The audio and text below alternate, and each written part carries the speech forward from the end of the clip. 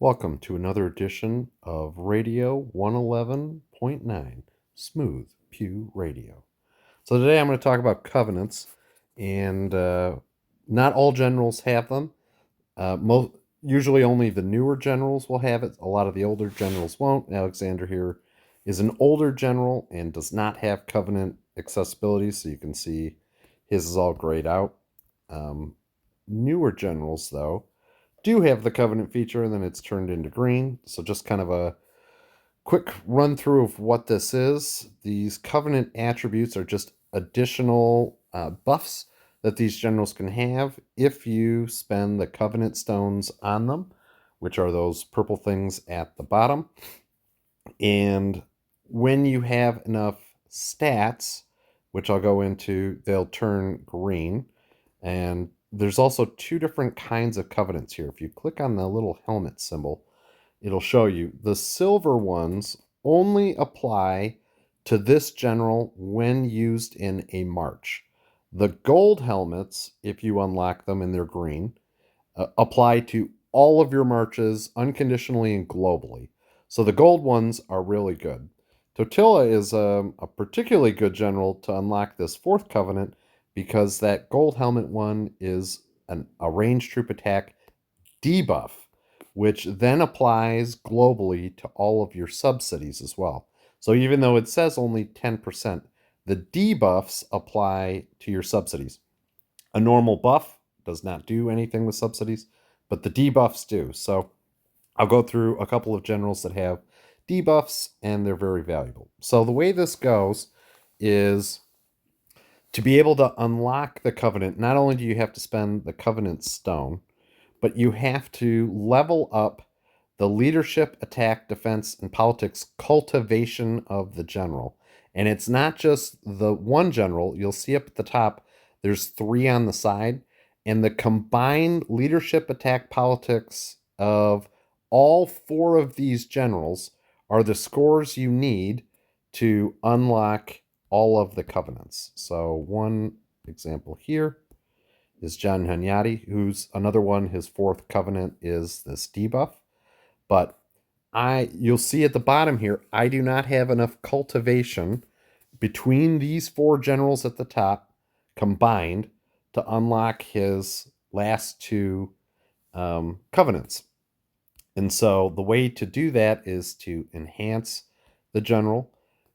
There's a couple of things you want to do. You want to add yellow stars. So you got to spend a little bit of this to get them to level 21 or 23 or whatever it is.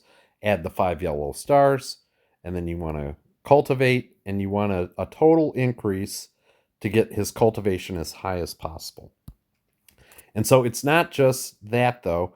The level of the general also matters. Like a level 45 John Hunyadi is going to have significantly higher leadership and defense and attack and politics than a level 25. So if you don't have, this is not a good use for Monarch EXP, subhump the general to get him to level 45.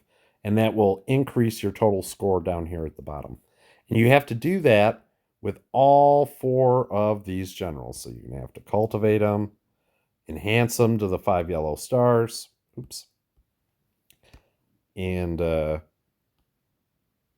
subhump them, and that'll unlock the next levels of cultivation.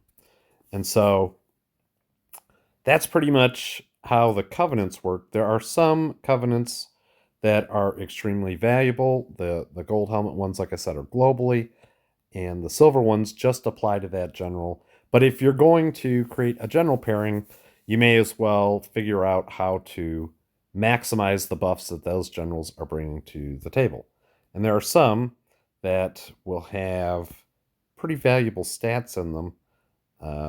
He's not one of them. Let's see.